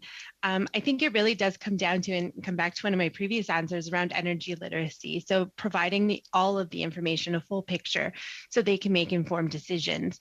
The 2018 report that was referred to earlier showed that there wasn't necessarily a outright, I don't support this across the board, but there was I want more information. And we are there now where they are getting more information. And we are, as I said, I've done numerous surveys across Saskatchewan and Ontario specifically over the last couple of years, and we have seen that support rising. And now those are from Indigenous community members, not necessarily the leadership speaking out, but there have been instances as well as where the leadership has spoken out. And we also have Indigenous communities that are not necessarily First Nations, where we have Métis communities or Inuit communities where they are still a municipal community, but mostly Indigenous, and they have spoken out in support of nuclear technology as well. Thank you for that answer. In my previous life, I was a municipal councillor for over 20 years, and one of the challenges that I always faced is that when somebody came to town with a new technology, normally energy from waste, there was a huge challenge in terms of convincing the community that they weren't a guinea pig. And there was always the issue in terms of trying to build public confidence. And so how does the federal government play a role in terms of education and instilling some sense of public confidence in the technology and assuring people that, that it is a proven technology? We had an institution here, McMaster, here this evening, who would certainly, I think, vouch for that, and there were others that have been in front of us. What role can we play to assist communities in making an informed decision, whether it's an Indigenous community or otherwise? I think that this is where the partnerships with Indigenous business really does come in, or Indigenous individuals in this sector. So whether that's through research or through actual partnerships where they are leading energy literacy programs, that's where it is really important. Some of the research that I've done has been around trusted sources of information, on nuclear, and it has come out that industry and government are on the lower end of trusted sources, but researchers, scientists, family friends are a little bit higher on there. And so again, coming back to that local experience and that lived experience, Indigenous businesses have that already. They know who the community champion, so to speak, is, the person who, volunteers for everything. And they know how to get people out to a meeting to actually start talking about these things and holding some dialogues. Thank you so much, Mr. Collins, and thank you to the witnesses for those answers. Monsieur Blanchet-Jonca, pour 6 minutes. Mr. Blanchet-Jonca, 6 minutes. Thank you, Madam Chair. I'd like to welcome the witnesses here for the second panel. My first question will be for Dr. Ramana. Thank you for joining us so early for you. Promoters of SMRs say that it will be possible to make them profitable thanks to economies of scale that can be achieved through building many of them. We've had different witnesses from the nuclear sector, but no one has been able to give us an idea of the number of SMRs that would have to be sold to spread the cost of their construction, as well as for the accreditation. I know you've studied this issue. Earlier, we had an answer from Ontario Power Generation Incorporated, which said 10 to 12. It's the first time we really had an estimate. What are your conclusions on this topic? Yeah, this is a difficult question to answer empirically because the empirical record on nuclear power around the world has been that costs have actually increased, not decreased with more construction. In both France and the United States, the two countries with the most number of nuclear plants, the average cost of the nuclear plant has increased as more and more plants were built. So there's actually no empirical basis to assume, to calculate what these costs, how many SMRs would have to be built in order for realizing the economies of mass manufacture and learning. The second point is that to the extent that there is limited amount of evidence for decreases in costs in very specific circumstances in certain countries where the same vendor, the same architect is manufacturing multiple reactors, is building multiple reactors, those cost declines have been very marginal. It's probably a few percent increase. So if you were to assume something like 5 to 10%, which are extremely optimistic numbers for learning rates, then what you find is that in order for the cost of SMRs on a per kilowatt basis to match the cost of a large reactor on a per kilowatt basis, you would have to build somewhere between several hundred to several thousands. I think 10 to 12 is just completely implausible in my opinion. And remember, this is for the cost of SMRs on a per kilowatt basis to come to be equal to that of large reactors. But large reactors themselves are not economical. So if you're trying to compete with other alternative sources of energy, you would have to manufacture huge numbers of these SMRs and assume that everything goes really well and you have these very optimistic learning rates. I don't think that's very possible. Merci, Dr. Ramana. Thank you, Dr. Ramana. On another aspect, the energy transition, you spoke in your opening statement, and we're all concerned by climate change. It's a real threat, the gravest one we face collectively. To reverse the trend, we need to quickly decarbonize our energy production. SMRs, well, they're far from being ready to be sold in large numbers, and from playing a significant role in the transition. We know that technology isn't mature yet. So can you tell us more about that? To really reach our 2050 goal, should we count on this technology? Yeah. Thank you for that question. Small modular reactors are not new. The industry has been talking about this for decades at this point. In 2001, the US Department of Energy commissioned a report that looked at different SMR designs, and they concluded that one of these could be operational by the end of the decade, which means 2010. It's now 2022. There is not a single SMR design in the US that is ready for commercial use. The leading design, NuScale, when it was established as a company, promised to have its first reactors operational by 2015 to 2016. Now they're talking about 2029 to 2030. And I think even that is optimistic, because when the NuScale design, which was touted as being very advanced, went to the US Nuclear Regulatory Commission, they found a lot of problems with it. There are problems with the steam generators, there's a problem with a certain kind of recriticality. So there are safety problems which will have to be addressed. And it's not clear that NuScale will be able to meet all of that by the end of this decade. So if you look at these kind of examples, and I also mentioned other countries which have tried to build SMRs, where because the first one was not successful, there is no follow-up. I don't think it is possible that we're going to be able to meet our climate goals by pursuing SMRs. Merci, Dr. Ramana. Thank you, Dr. Ramana. Quickly, we often hear that investments in nuclear could create many quality jobs and further the economy. What do you think of this? Yeah, I mentioned this briefly in my remarks, but the analogy I would give, any investment will create jobs, but the question is whether those jobs are sustainable. So imagine, for example, that you were to invest in a company, in a factory that is going to manufacture video cassettes, right? If you were to build that factory, of course, it's going to create a number of jobs. But then when the video cassettes come out, nobody is buying those video cassettes today, right? What's the point of building that factory if nobody's going to buy these, or maybe a handful of people who like to preserve video cassettes for nostalgia's sake are going to buy it? Dr. Ramana, thank you. And Monsieur Blanchet-Jonca, merci. Mr. Blanchet-Jonca, thank you. Go to Mr. Cannings for 6 minutes, please. Well, thank you, and thanks to the witnesses here. Very interesting conversations. I'll start again with Mr. Ramana, Dr. Ramana.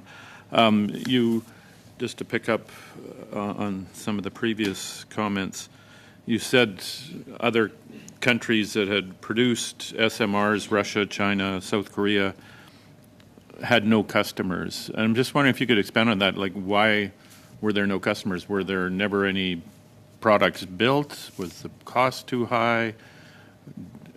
Did it not work? I'd just like to know how we can compare that with the situation we're in right now here in Canada. Yeah, thank you. So the three countries are slightly different. Both Russia and China did build their first SMRs. The Russian design was a so-called floating power plant, where the nuclear reactor was located on a barge. It was meant to serve as a way to electrify remote communities in Russia, which were on the Arctic coast. And this was built. It was over a decade late. It was about 3 times as expensive as the initial cost estimates. And that's the primary reason why they haven't had any customers. There are many countries which would say, oh, we would like one of these things, Indonesia being one of them that I mentioned, where they say we also have large numbers of islands and it'd be great to have a floating power plant. But when they see the experience and the cost, they don't really want to go there. In China's case, they actually built a high temperature gas cooled reactor, which was based on earlier experience in Germany. And this reactor too was about 4 years late, and the costs of it were estimated to be at 40% higher than the cost of electricity from light water reactors in China. As a result, the plans that they had of building more of these high temperature gas cooled reactors have been shelved. They talk about trying to make it larger so that they can try to reduce the cost through economies of scale, which basically means that they are no longer talking about small modular reactors, but of large reactors.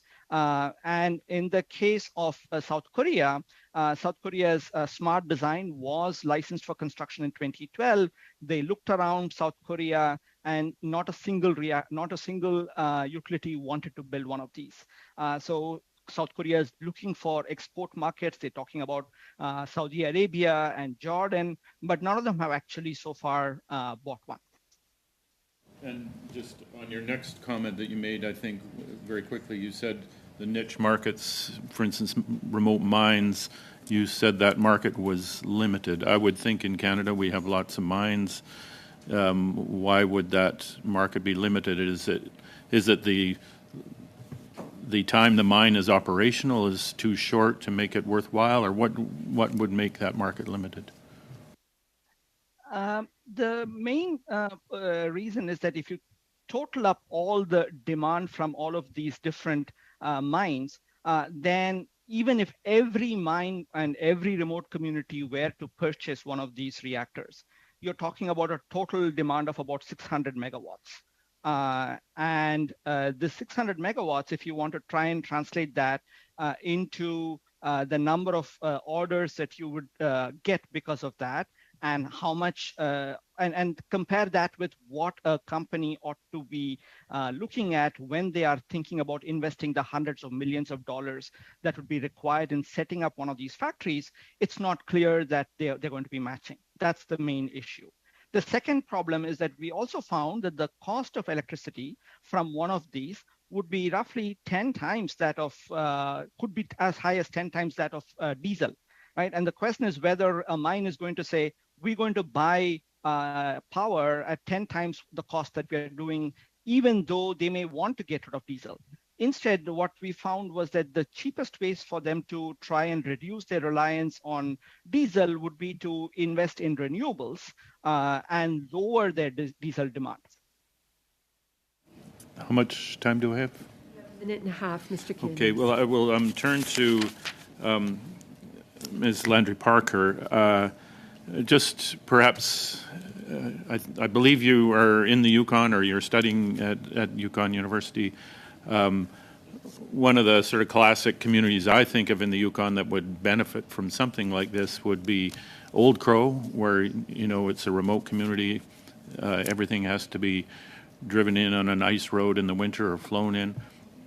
What would, and it's a completely indigenous Gwich'in community, what's the process and the timelines of, you know, going through all the consultations and education and training necessary to, you know, first of all, convince Old Crow that they would need such a reactor and could build it and could operate it themselves?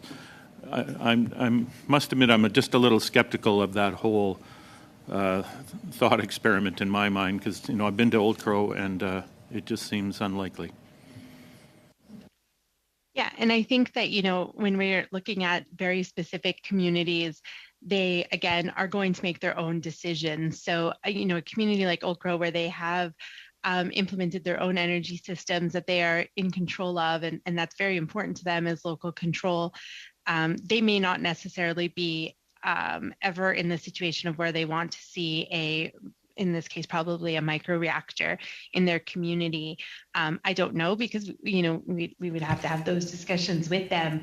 But it really does come down to just empowering them to make that decision. And again, just as, you know, Old Crow has demonstrated. Ms. Landry Parker, I'm sorry, it's the worst part of the day. It is. I'm now going to go, we're going to go the 5-minute round. We really appreciate all of you being here. We're going to go the 5-minute round, and we begin with Ms. Gladue.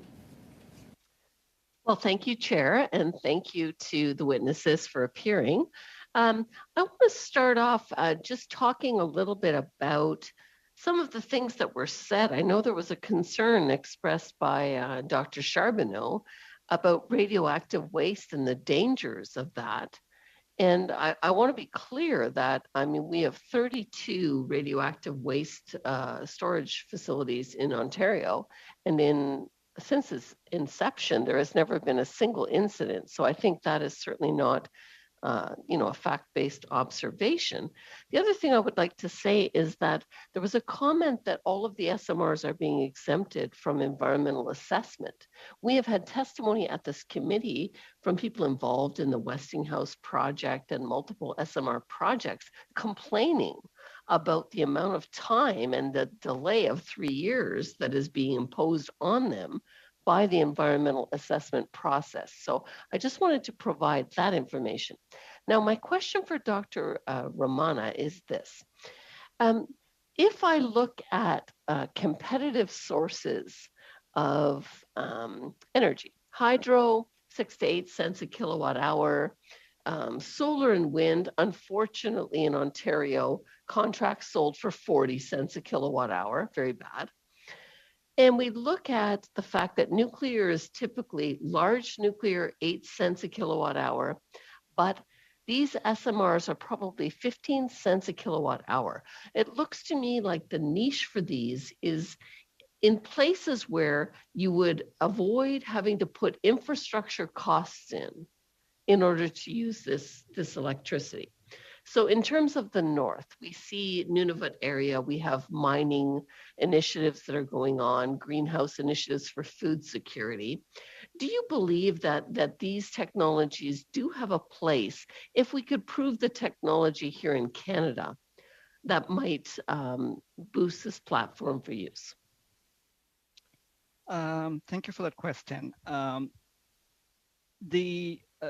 I want to repeat what I mentioned earlier, which is that the total market from mines and remote communities is quite small in terms of in comparison with what would be required to manufacture the number of SMRs that would be required to justify building a factory.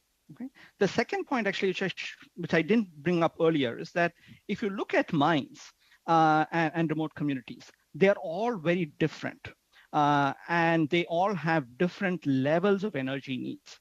So it's very unlikely that the same single nuclear reactor will actually service all of these, right? So if you're thinking about trying to build custom-built small modular reactors or micro reactors for each of these communities, then the cost will go up even further, right? And the last point I want to say is that, the 15 cents per kilowatt hour estimate, I think, is grossly underestimating what it's going to cost. If you were to think about the cost of one of these smaller reactors at a per kilowatt scale, that can be much higher than for a large reactor. And the 8 cents per kilowatt hour is not the cost of a new large reactor. These are existing reactors where the construction costs have been amortized already. For a new reactor, this is why Ontario thought about building one in the end of the first decade of the century, and then eventually abandoned it when they saw the incoming tender costs. So I think that's something to remember. Good.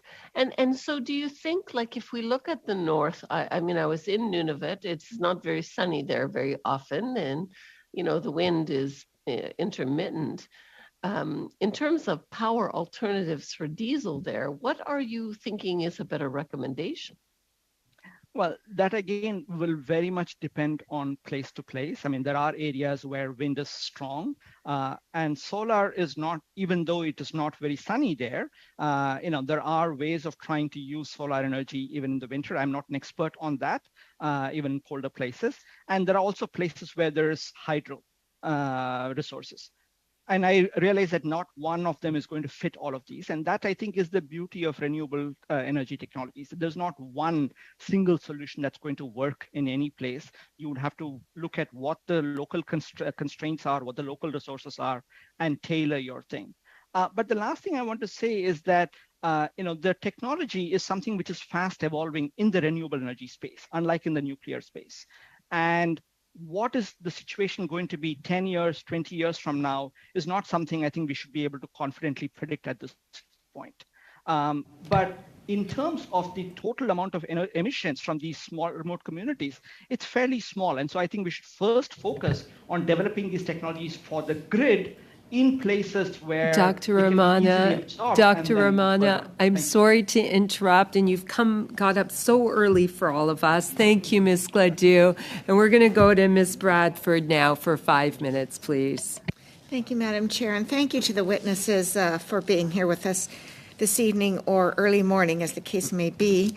So, Dr. Romana, in your 2021 paper, Small Modular and Advanced Nuclear Reactors, a Reality Check, you highlight many of the shortcomings surrounding the emerging technology. What areas of research have to be focused on in order to improve the technology, in order to make it as remarkable as its advocates claim? So there are a number of problems with it, which I think are inherent to the technology. So there's only so much that you can do. One that Dr. Charbonneau mentioned, for example, is the production of waste. Small modular reactors are going to produce more waste per kilowatt hour of electricity generated as compared to a large reactor. That's not something that research is going to essentially solve. That's a given fact, right? Just because when you go to smaller reactors, there's going to be more neutron leakage and various other sort of inefficiencies which are going to creep in. And so I don't see this as a problem that research can necessarily fix. The second point I want to mention is that even doing the R&D required to try and prove that one of these reactors is safe to build is a very expensive proposition. Again, I'll go back to the example of the NuScale reactor in the United States. They have spent over $1 billion US dollars at this point, and their reactor design is nowhere near actually completion and ready to be constructed. And most estimates are that they are going to go to about $1.5 to $2 billion. This is all the expense that you have to make in order to run the tests and do the calculations in a careful fashion to show that the reactor would operate in a safe manner under all possible circumstances, including, for example, if there's an earthquake or if there's a fire or there's an operator error. These are not cheap R&D projects.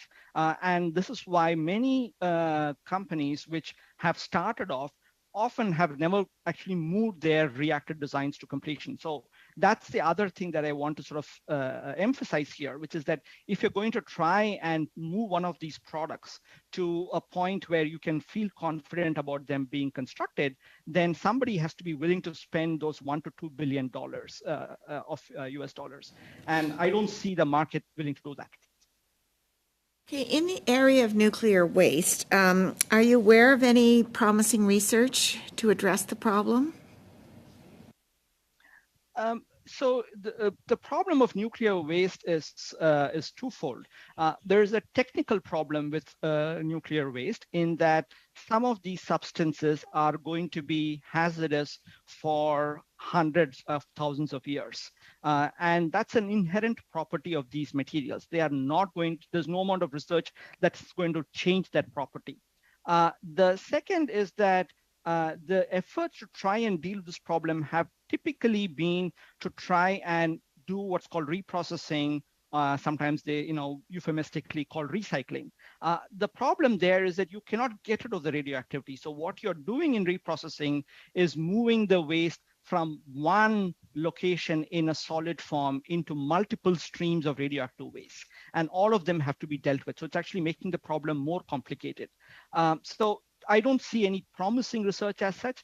The only thing that most countries have decided to do is to say, we're going to build a deep geological repository and bury it there. And most of the research there has to do with trying to understand how you can persuade a community to actually live with this hazardous products in their vicinity for millennia. And that's not an easy problem. And again, it's sort of like many of the other things that you said, communities are very different and each community has their own set of concerns which will have to be addressed. And so most of the research in nuclear waste that I see as promising goes in that direction, in the social direction rather than in the technical direction. Okay, so I understand that you don't feel that there's a great future for SMRs and that they have a role to play. But supposing they did, and that, in the future they were effective and used, What challenges would the establishment of supply chains face in producing more SMRs should the first ones ultimately prove successful? 10 seconds. Dr. Romana, for a second, if I may. Sorry. Ms. Bradford, you have about 10 seconds. Would you like to ask Dr. Romana for a written response? If you could provide a written response to the committee on that, I'd be most appreciative. Thank you so much. Thank you so much, Ms. Bradford. And now we will go to Monsieur Blanchet-Jonca for 2.5 minutes, please.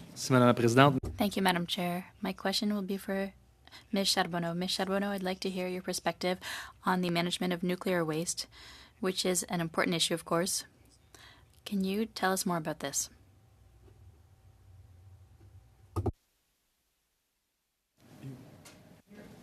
Dr. Charbonneau, you're on mute. Dr. Charbonneau? There you go. Excellent. Wait. Okay. Problem with the waste from the SMR. Oh non, mais je parle en anglais. Ah, I'm speaking English. I'll speak French. One of the main problems with SMRs is that they have reactive waste. They can catch fire easily.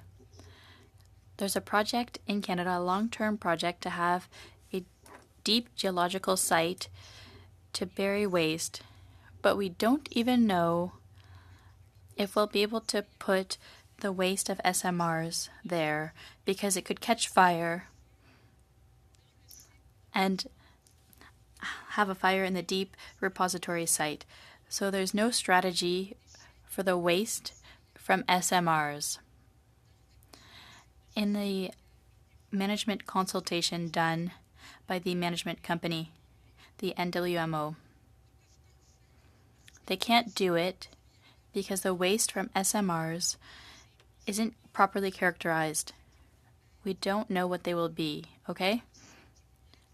We know they'll be less long in duration and lower in intensity, but they'll be more complex for medium and low intensity. So it's a total unknown. We don't know what to do with it. Ms. Charbonneau, I want to hear you on why the government has withdrawn environmental assessments in your view for SMRs. Okay.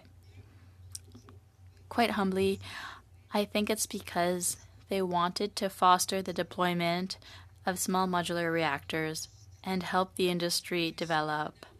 Dr. Charbonneau? Oh, sorry to, je suis désolée. I am sorry. Rob, could you move your microphone a little farther from your mouth, please? Comme ça? Oui. Yes.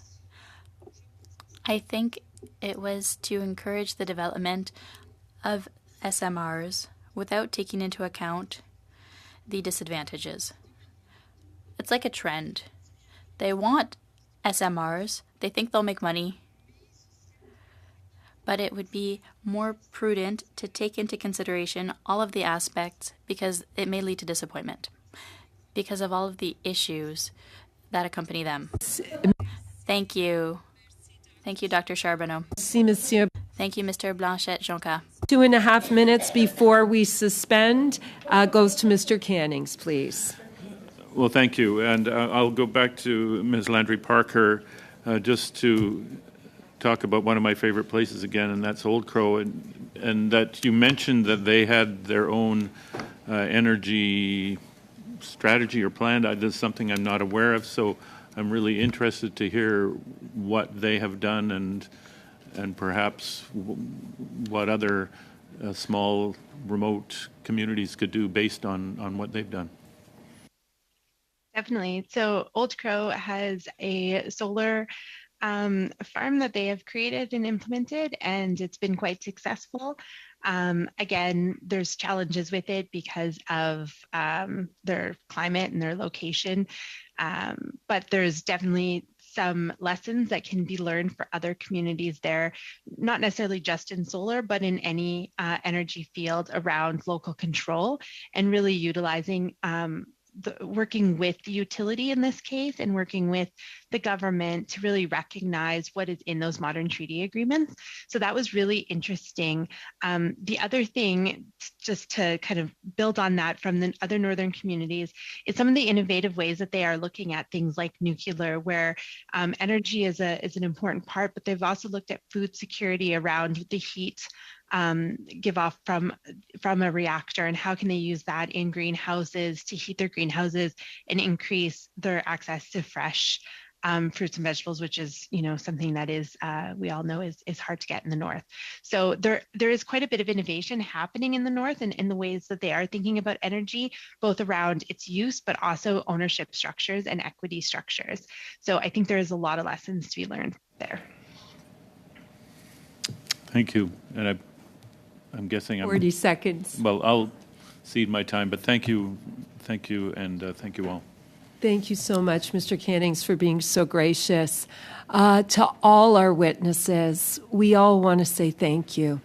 Thank you for your time, for getting up in the wee hours of the morning, for being gracious, and for sharing your expertise. We hope you've had a good experience. This is a new committee, and it's wonderful to see these conversations happening between research and members of Parliament. So we say thank you to you all, and to our outstanding committee members. We're going to suspend. Thank you very much.